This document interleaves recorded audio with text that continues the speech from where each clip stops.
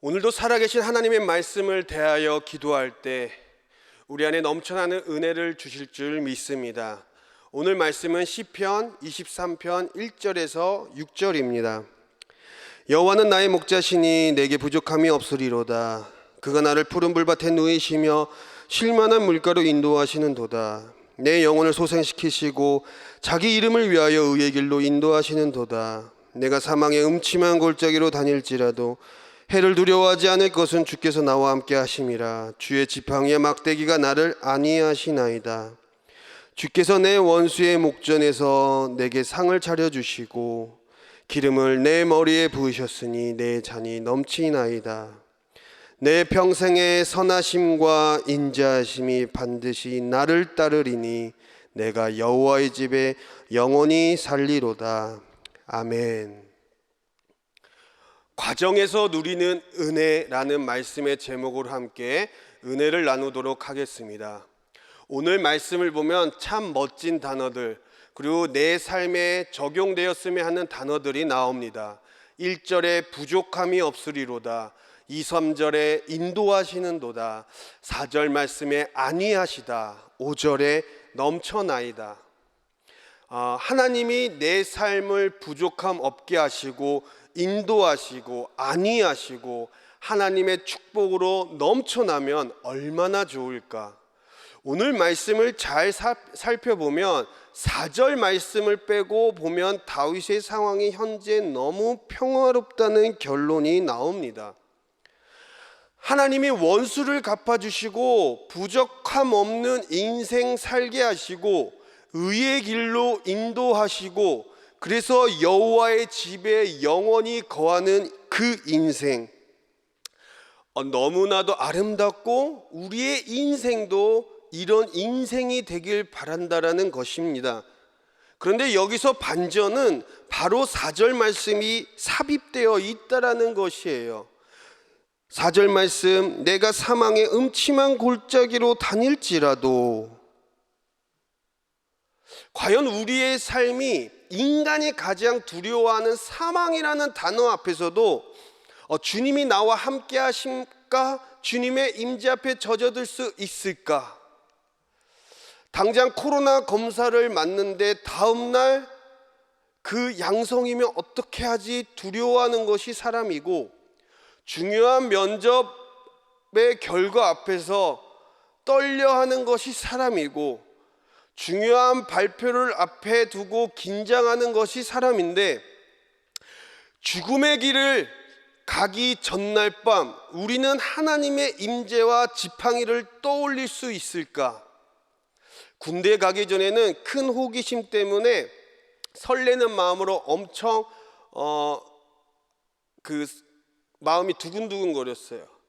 그런데 훈련소에서 첫날 밤은 너무 무서워서 도망가고 싶은 마음이 컸습니다. 근데 그때 하나님을 찾았지만 여전히 두려웠어요. 여전히 도망가고 싶었습니다.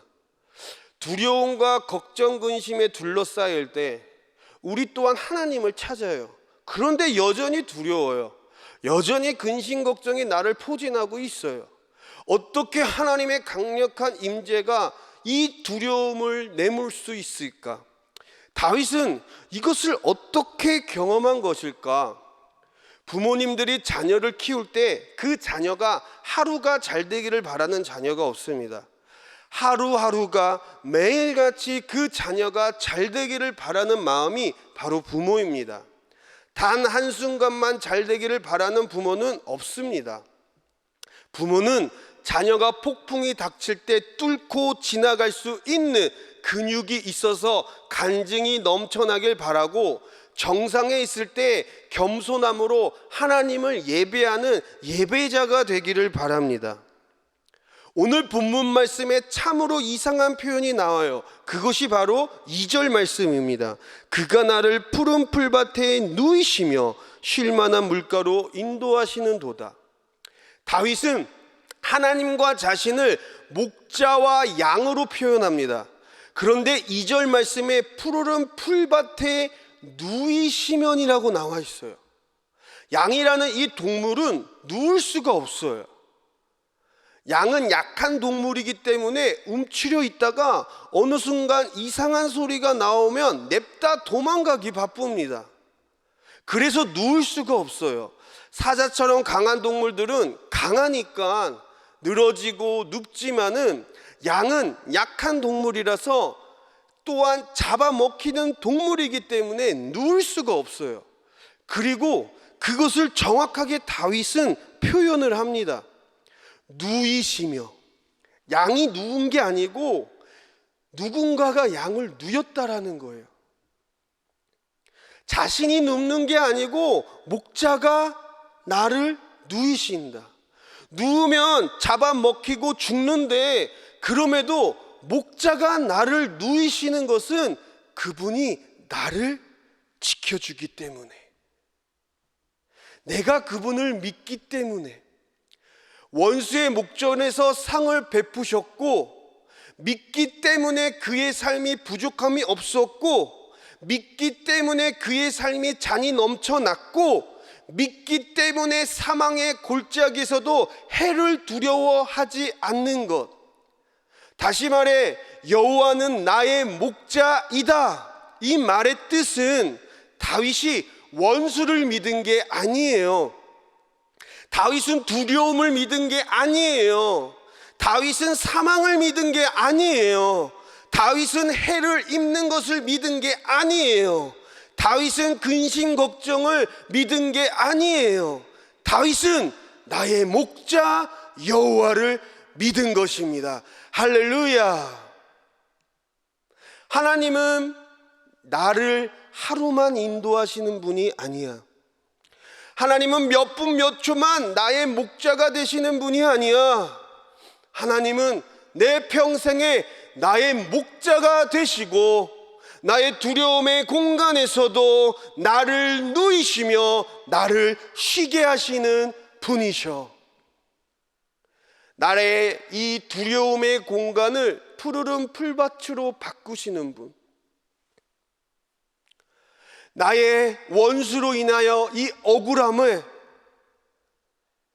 하나님께서는 시상식으로 바꾸시는 분, 나의 부족한 부분들을 말씀으로 넘쳐나게 하시는 분, 나의 절망과 탄식의 미래를 하나님의 나라로 덮어주시는 분, 그분이 바로 우리의 목자 하나님이십니다. 미가서 7장 말씀을 보면 타락한 이스라엘 백성에 관해서 나옵니다. 말씀을 요약하자면 곡식을 심어도 열매가 나지 않고 경건한 사람들이 다 떠나고 재판관이나 관리인들이 뇌물을 요구해버리고 괜찮다고 생각되어지는 사람들을 보면 다 가시덤불에 있는 것 같고 이웃을 믿지 말라고 하고 친구를 믿지 말라고 하고 아들이 아버지를 무시하고 가정이 파탄나는 그런 시대 가운데 마치 오늘날 우리의 시대를 빤히 보는 것처럼 예언하듯 말씀하고 있는 그런 상황 가운데 7절 말씀에 보면 오직 나는 여호와를 우러러보며 나를 구원하시는 하나님을 바라본다. 나의 대적이 나로 말미암아 기뻐하지 말라. 내가 엎드려져도 일어나고 어두운 데 있다 할지라도 여호와의 빛이 나를 빛나게 할 것이다. 아멘. 상황이 아무리 힘들고 어렵고 소망이 없고 끝이 보이지 않고 서로 송곳니를 드러내며 싸우고 고라니 같은 목소리를 내고 싸워도 나는 우러러 나를 구원하신 하나님만 바라본다. 나는 엎드려져도 일어날 것이고 어두운 데 있어도 하나님이 나의 빛이 되심을 내가 안다. 이런 고백이 나올 수 있는 이유는 바로 우리 아버지는 우리를 하루만 잘되게 하시는 분이 아니십니다. 내가 폭풍 가운데 있을 때 그 상황을 통해 나에게 근육을 길러주시고 내가 정상 가운데 있을 때 그 상황에서 겸손함으로 하나님만을 예배할 수 있는 예배자가 되게 하십니다. 오늘 말씀에 3절 말씀에 내 영혼을 소생시키시고 자기 이름을 위하여 의의 길로 인도하시는도다.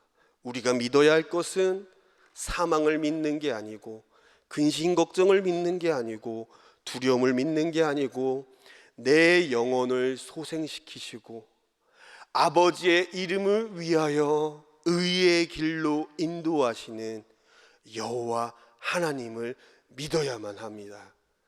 그 하나님을 우리가 믿을 때 우리는 두려움의 공간에서 편안하게 누울 수 있고, 그래서 날마다 여호와의 집에 거하는 우리 사랑하는 성도님들이 되기를 예수님의 이름으로 축원합니다.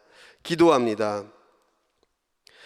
사랑의 예수님, 우리 안에 믿음의 방향을 바라 주시옵고, 우리의 삶이 사망의 음침한 골짜기 안에서도 부족함이 없고 삶의 축복으로 잔이 넘쳐나며 여호와 하나님의 인도하심과 안위하심을 받을 수 있도록 축복하여 주시옵소서. 예수님의 이름으로 기도합니다. 아멘.